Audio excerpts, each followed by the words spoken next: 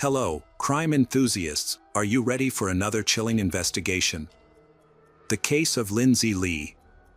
On Monday, March 13, 2017, Lindsay Lee, a 31-year-old woman, had a busy day. After finishing her work shift, she attended a martial arts training session at the gym. Following her workout, she went to the supermarket for groceries and returned home around 8:30 p.m. Exhausted, Lindsay looked forward to resting since she needed to be at work in the morning. She works full-time as an IT specialist at the local police station. At the end of the day, she returned to her 3-bedroom, 2-bathroom house on Halley VD. However, at that moment, she was faced with an unexpected threat waiting for her inside her own home. As she entered the house, she was ambushed as soon as she closed the door. On March 14th, it seemed like just another weekday for the Sheriff's Department in Lexington County, South Carolina, where Lindsay worked. Officers arrived early, but it was quickly apparent that Lindsay had not shown up yet. She was always energetic and was usually one of the first to arrive at the sheriff's office. Her co-workers were immediately worried and surprised when they didn't see Lindsay at work. First, they texted her, but she didn't respond. Next, they tried calling her, but Lindsay didn't answer. This behavior was unusual for her. She was known for being punctual and was usually one of the first to arrive at the office. Even when she was sick, she always informed her coworkers. After failing to reach Lindsay, the police contacted the patrol unit. A nearby police car was dispatched to check on her. The assigned officer was Shannon Lovell, who was also a close friend of Lindsay's.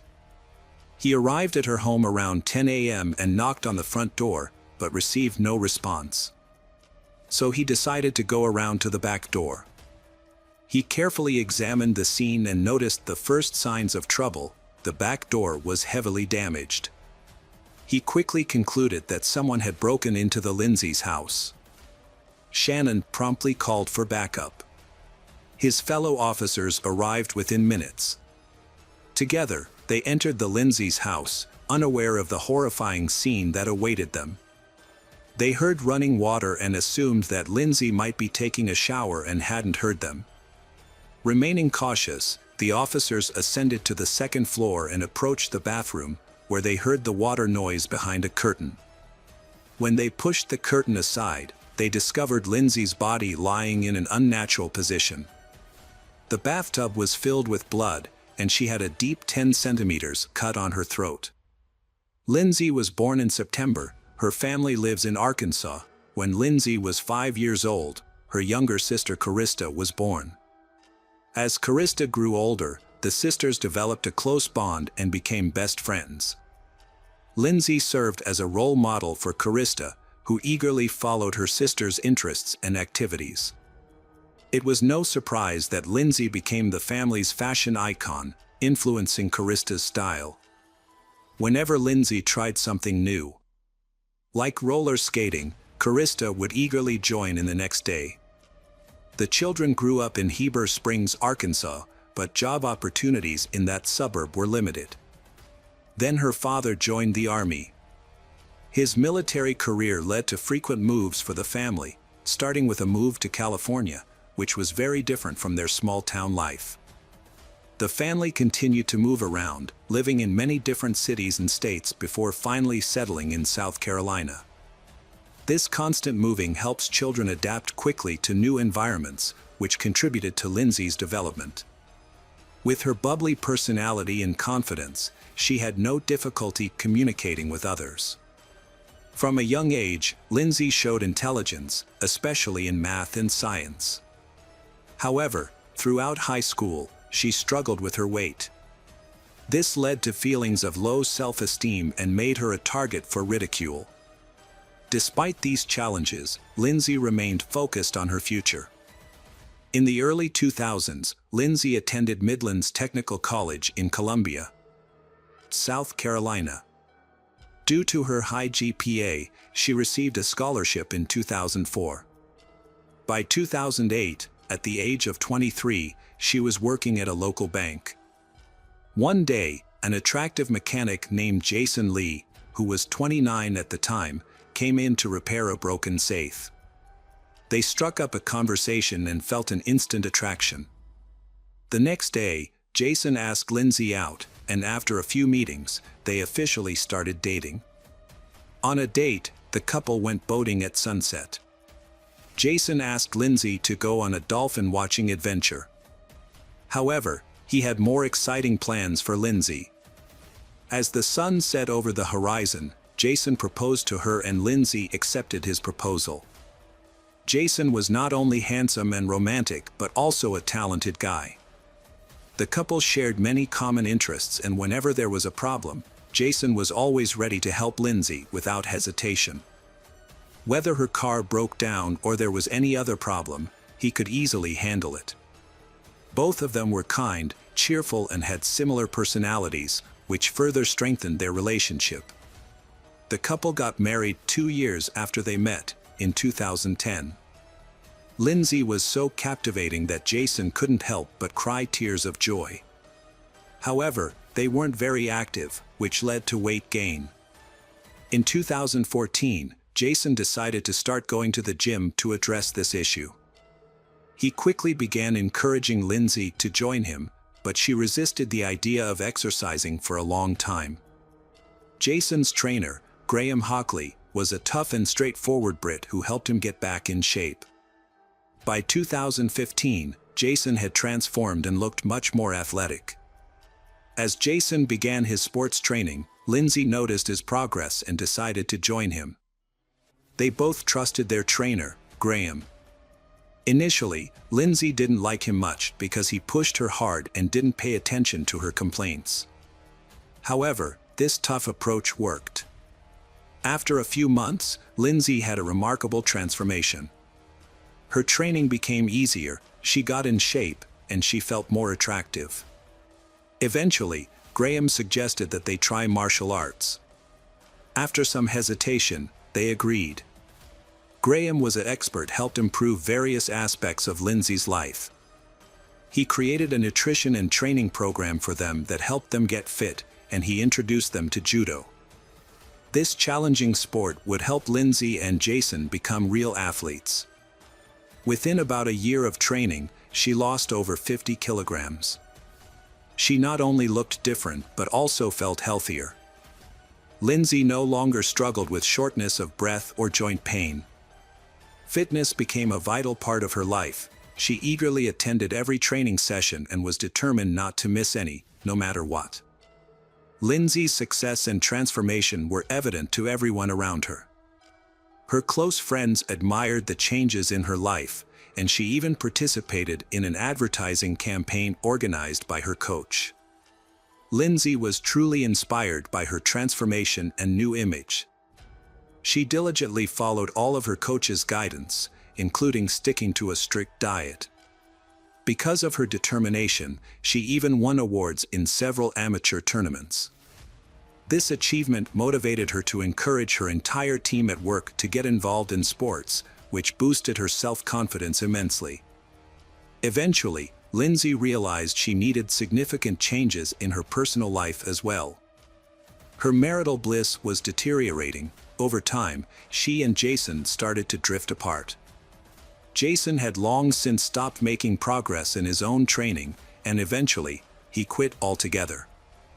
He wanted Lindsay to stop playing sports too, partly because he feared she might develop a romantic relationship with her trainer.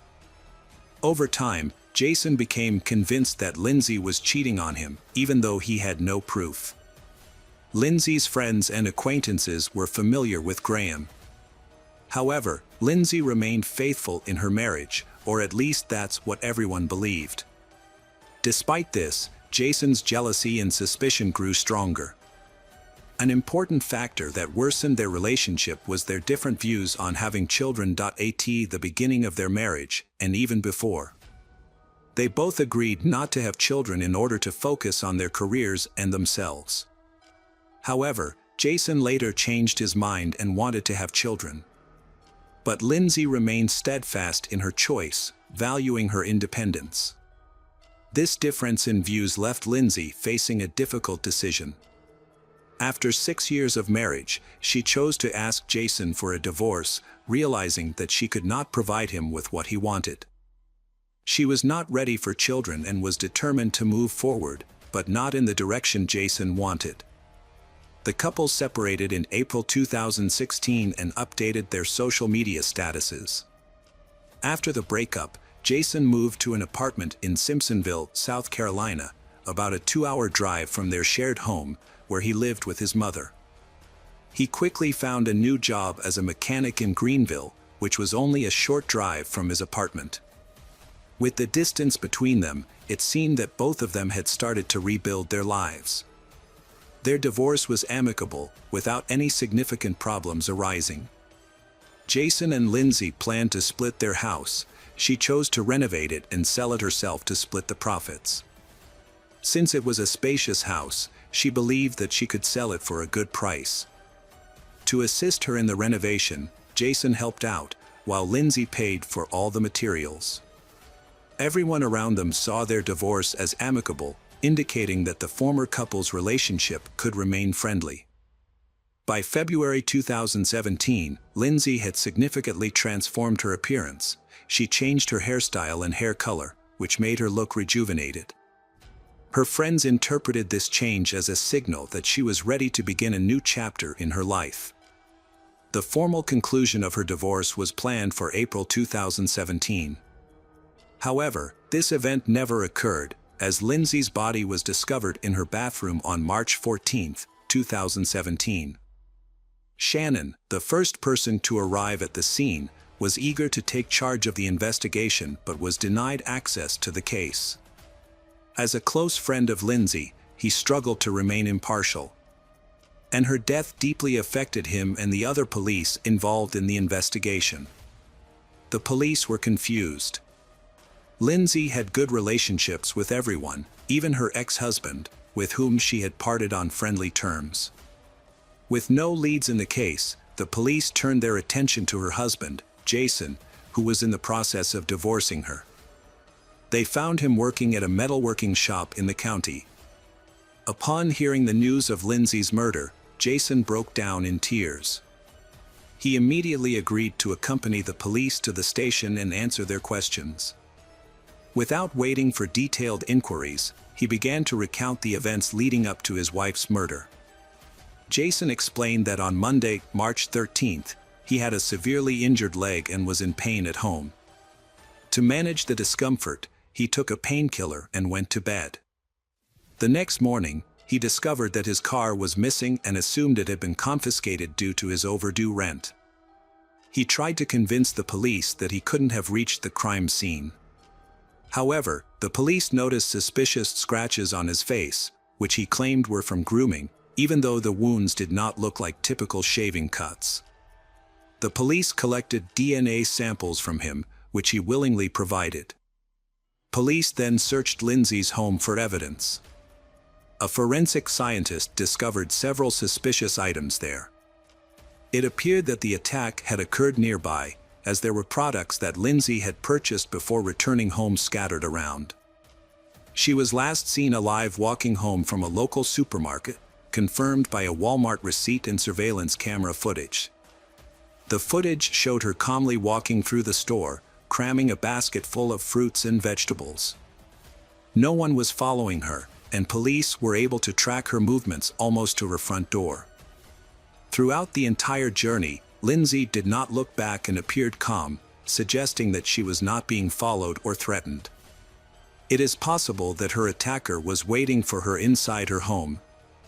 Later, one of the patrol officers called the police station.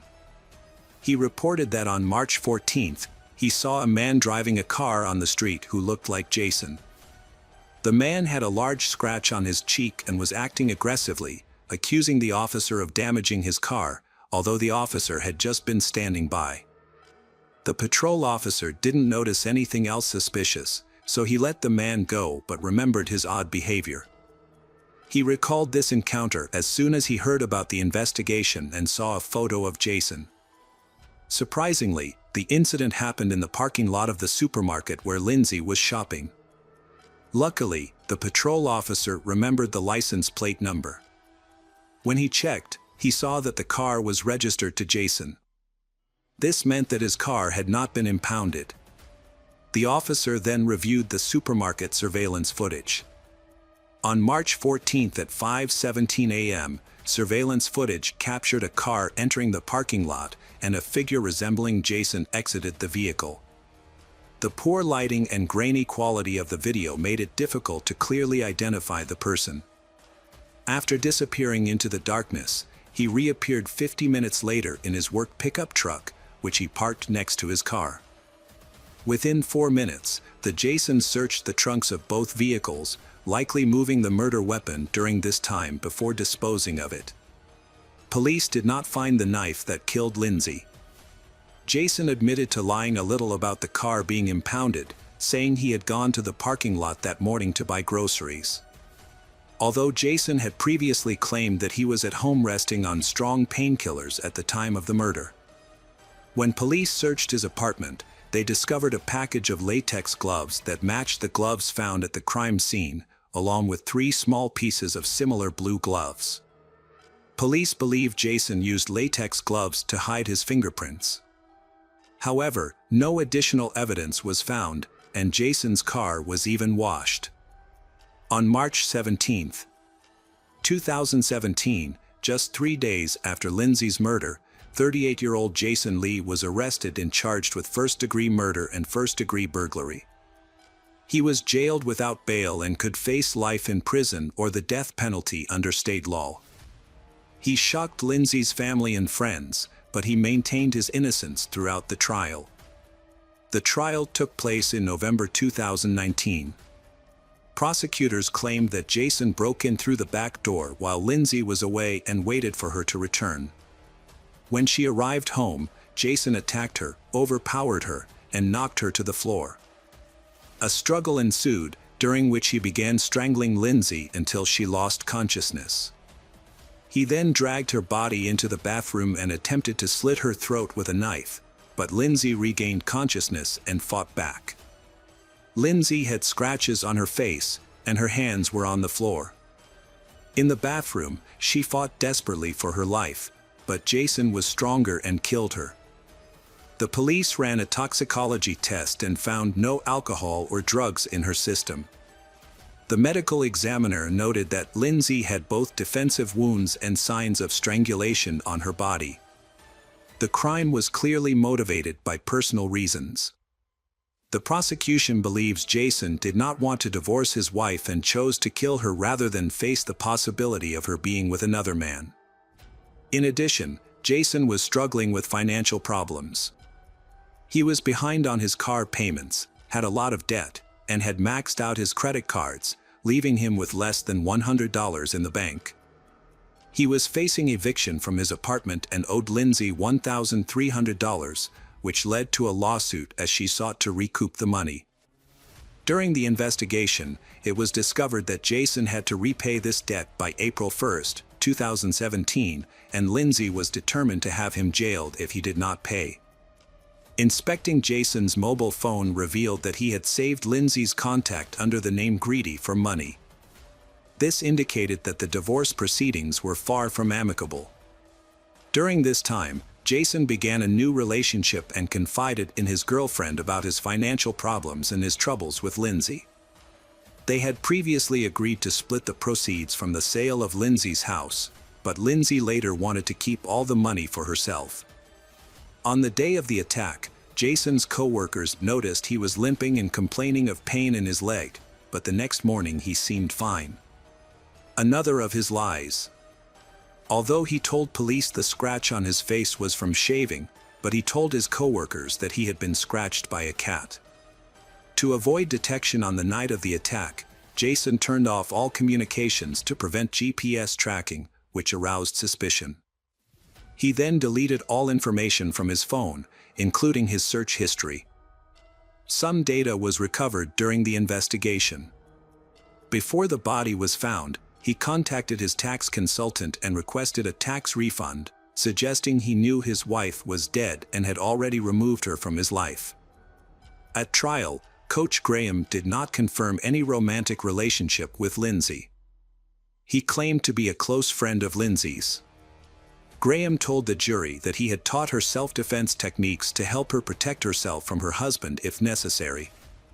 He believed the killer was Jason, who had recently had problems with her.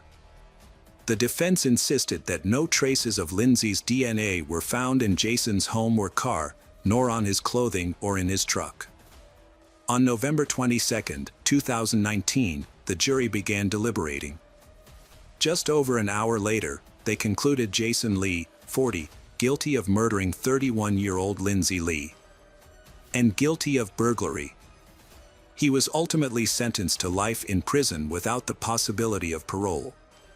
Before leaving the courthouse, the Jason reiterated his innocence and vowed to keep fighting for his freedom.